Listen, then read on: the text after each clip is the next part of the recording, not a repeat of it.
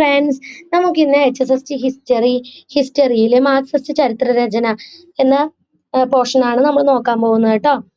ഈ മാർക്സിസ്റ്റ് ചരിത്രരചന പ്രധാനമായിട്ടും ഉദ്ദേശിക്കുന്നത് മോഡ് ഓഫ് പ്രൊഡക്ഷൻ, അതുപോലെ തന്നെ എക്കോണമിക് ബേസ്ഡ് ആയിട്ടുള്ള ഒരു ചരിത്രരചനയാണ് കേട്ടോ.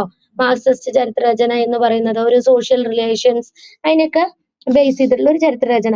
പ്രധാനപ്പെട്ട മാർക്സിസ്റ്റ് ചരിത്രകാരന്മാരെ നമുക്കൊന്ന് പരിചയപ്പെടാം. പ്രധാനപ്പെട്ട ഒരു മാർക്സിസ്റ്റ് ചരിത്രകാരനാണ് DD കൊസാംബി. ഉൽപാദനോപാധികളിലും ബന്ധങ്ങളിലും തുടർച്ചയായി ഉണ്ടാകുന്ന വികാസങ്ങളെ കാലാനുക്രമമായി അവതരിപ്പിക്കുന്നതാണ് ചരിത്രമെന്ന് DD കൊസാംബി പറയുന്നു.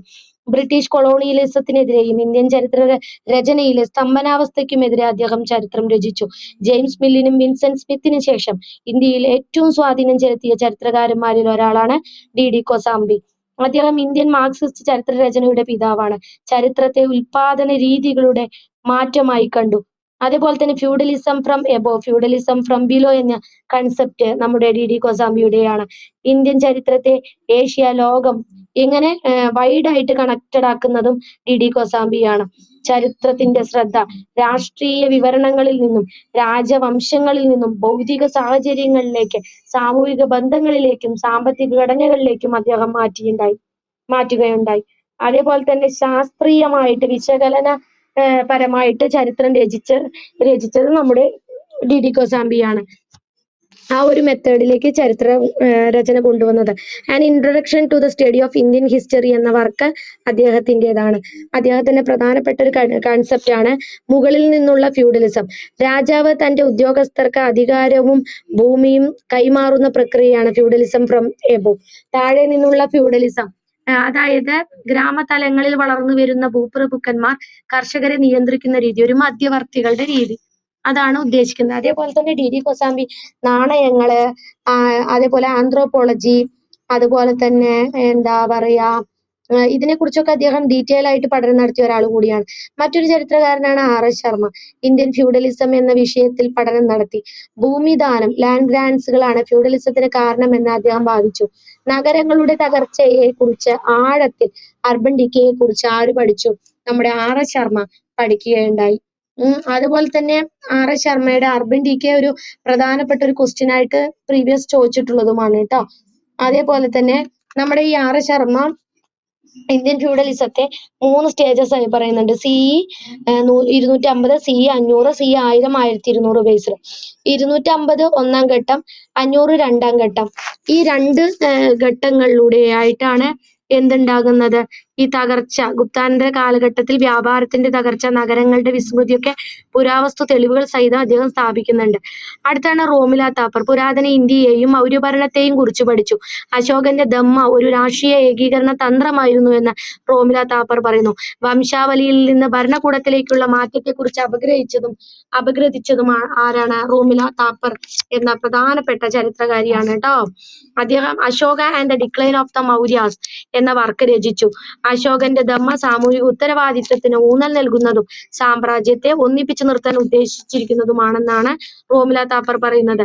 ഇത് സെൻട്രലൈസ്ഡ് ഭരണമാണ് മൗര്യൻ കാലഘട്ടത്തിൽ നിലനിന്നിരുന്നത് എന്നും റോമില താപ്പർ പറയുന്നു. അശോക ഡെത്ത്, അതായത് അശോകന്റെ മരണശേഷം എംപയർ ഡിക്ലൈൻ ചെയ്തു. അതുപോലെ തന്നെ പ്രവിശ്യകളൊക്കെ സ്പ്ലിറ്റ് ആയി പോയി എന്നാണ് ആര് പറയുന്നത്? നമ്മുടെ പ്രധാനപ്പെട്ട ചരിത്രകാരിയായിട്ടുള്ള റോമില താപ്പർ പറയുന്നത്. അദ്ദേഹം ഫേമസ് മാർക്സിസ്റ്റ് ചരിത്രകാരിയാണ് കേട്ടോ, ചരിത്ര രചയിതാവാണ്. Ashoka and the decline of the Mauryas എന്ന വർക്ക് അവർ രചിക്കുന്നത് 1963 കേട്ടോ. 1963 മറക്കരുതേ. ഇനി നമ്മള് പറഞ്ഞു റോമില താപ്പറിനെ കുറിച്ച്. ഇനി നമുക്ക് ഡീറ്റെയിൽ ആയിട്ട് പിന്നെ ഒരു ക്ലാസ് കൂടി ചെയ്യാം. ഇപ്പൊ നമുക്ക് ഇർഫാൻ ഹബീബിനെ കുറിച്ച് നോക്കാം. മുഗൾ കാലഘട്ടത്തിലെ കാർഷിക വ്യവസ്ഥയിൽ ശ്രദ്ധ കേന്ദ്രീകരിച്ച ഒരാളാണ് ഇർഫാൻ ഹബീബ്. കടുത്ത നികുതി നയം മുഗൾ തകർച്ചയ്ക്ക് കാരണമായെന്ന് ഇർഫാൻ ഹബീബ് വാദിക്കുന്നു. ജാതിയും സമ്പദ് വ്യവസ്ഥയും തമ്മിലുള്ള ബന്ധത്തെക്കുറിച്ചും ഇർഫാൻ ഹബീബ് പഠിക്കുകയുണ്ടായി. The agrarian system of Mughal India എന്നത് ഇർഫാൻ ഹബീബിന്റെ ഒരു വർക്കാണ്. അതേപോലെ തന്നെ എസ്സേസ് ഇൻ ഇന്ത്യൻ ഹിസ്റ്ററി, ഇതൊക്കെ നമ്മൾ ആലോചിച്ച് വെക്കണം കേട്ടോ, കാരണം എക്സാമിന് പ്രീവിയസ് ചോദിച്ച ക്വസ്റ്റ്യൻസ് ആണ്. അതുപോലെ തന്നെ നമുക്ക് ഇർഫാൻ ഹബീബ് ജാതിയും എക്കോണമിയും സമ്പദ് വ്യവസ്ഥയെ കുറിച്ച് ഡീറ്റെയിൽ ആയിട്ട് പഠനം നടത്തിയിട്ടുണ്ട് എന്ന് പറഞ്ഞു. ഈ നികുതി ഭാരം കൊണ്ട് എന്ത് ചെയ്യാണ്? കർഷകര് വിപ്ലവമൊക്കെ ഉണ്ടാക്കുകയാണ്. നികുതി ഭാരം കൂടിയപ്പോ. അപ്പൊ എന്തുണ്ടായാണ് പതിയെ മുഗളിന്റെ ഒരു ഭരണത്തിൽ നിന്ന് അവർക്ക് ഒരു ഇത് വേണം, അതായത് കുറച്ചും കൂടി ഒരു ഫ്രീഡം വേണം. കാരണം ഇത്രയ്ക്കൊരു നികുതി ഭാരം ജനങ്ങളെ കൊണ്ട് താങ്ങില്ല പറഞ്ഞിട്ട്, കർഷകർക്ക് താങ്ങില്ല പറഞ്ഞിട്ട് അവരെന്ത് ചെയ്തു, കലാപങ്ങളും വിപ്ലവങ്ങളും നടത്തി. അത് ഈ കാരണങ്ങളൊക്കെയാണ് മുഗൾ തകർച്ചയ്ക്ക് കാരണമെന്ന് ഇർഫാൻ ഹബീബ് പറയുന്നു. അതുപോലെ തന്നെ ജാതിയും സമ്പദ് വ്യവസ്ഥയും. ഇന്ത്യൻ ജാതി വ്യവസ്ഥ കുറഞ്ഞ വേതനത്തിൽ ജോലി ചെയ്യുന്ന ഒരു തൊഴിലാളി വർഗത്തെ നിലനിർത്താൻ സഹായിച്ചുവെന്ന് അദ്ദേഹം നിരീക്ഷിച്ചു.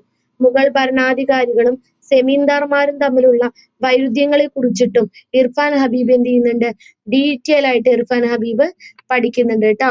അപ്പൊ ഇർഫാൻ ഹബീബ് മുഗൾ കാർഷിക വ്യവസ്ഥ, അതുപോലെ തന്നെ എന്താണ് നികുതി വ്യവസ്ഥ, അങ്ങനെ മുഗൾ കാലഘട്ടത്തെ കുറിച്ച് ഡീറ്റെയിൽ ആയി പഠനം നടത്തിയ ഒരാൾ കൂടിയാണ് ആര്, നമ്മുടെ ഇർഫാൻ ഹബീബ് എന്ന അദ്ദേഹം.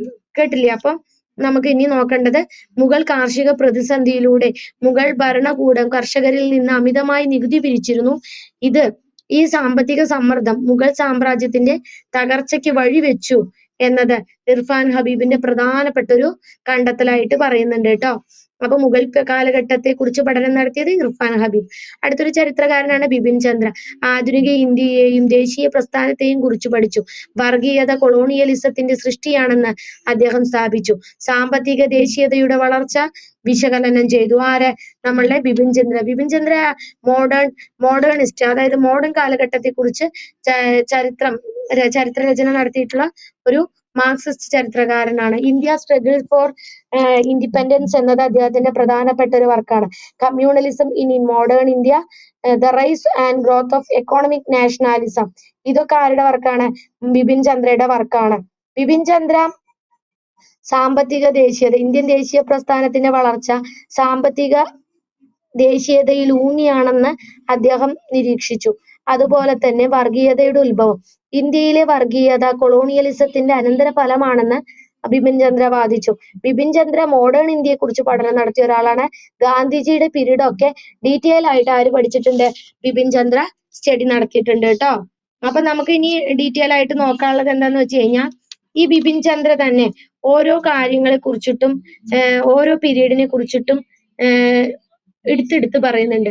ബിപിൻ ചന്ദ്ര പറയുന്ന ദേശീയതയും വർഗീയതയും, ഇന്ത്യയിലെ വർഗീയത കൊളോണിയലിസത്തിന്റെ സൃഷ്ടിയാണെന്ന് അദ്ദേഹം സ്ഥാപിച്ചു. സ്വാതന്ത്ര്യ സമരത്തിന്റെ സാമ്പത്തിക അടിത്തറയെ കുറിച്ച് അദ്ദേഹം ആഴത്തിൽ പഠനം നടത്തിയ ഒരാൾ കൂടിയാണ് ആര്, നമ്മുടെ ബിപിൻ ചന്ദ്ര എന്ന് പറയുന്ന അദ്ദേഹം, മാർക്സിസ്റ്റ് ചരിത്രകാരൻ ട്ടോ. അടുത്ത് നമുക്ക് നോക്കാനുള്ളത് ഈ ബിപിൻ ചന്ദ്ര, അതേപോലെ തന്നെ RS ശർമ്മ, ഇർഫാൻ ഹബീബ്, DD കൊസാംബി, ഇവരൊക്കെ എന്താണ് മാർക്സിസ്റ്റ് ചരിത്രകാരന്മാരാണ് എന്നുള്ളത് ഒന്ന് നോക്കി വെക്കണം. DD കൊസാംബിയുടെ പഠനമേഖല പുരാതന ഇന്ത്യയാണ്. RS ശർമ്മയുടെ പഠനമേഖല ഫ്യൂഡലിസം, നഗരങ്ങൾ. റോമില താപ്പറിന്റെ പഠനമേഖല മൗര്യ സാമ്രാജ്യം. ഇർഫാൻ ഹബീബിന്റെ പഠനമേഖല മുഗൾ കാലഘട്ടം. DD കൊസാംബിയുടെ പ്രധാനപ്പെട്ട ആശയമാണ് ഉൽപാദന രീതികൾ, ഫ്യൂഡലിസം. RS ശർമ്മയുടെ പ്രധാനപ്പെട്ട ആശയമാണ് ഭൂമിദാനം, അർബൻ ഡിക്കെ. റോമില താപ്പറിന്റെ പ്രധാനപ്പെട്ട ആശയമാണ് ധമ്മ, അശോകന്റെ ധമ്മ, ഭരണകൂട രൂപീകരണം.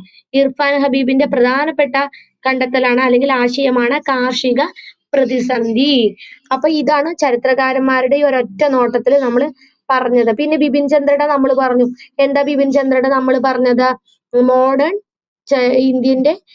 ഇന്ത്യൻ ഹിസ്റ്ററിയെ കുറിച്ച് പഠനം നടത്തിയത്. ഓക്കെ.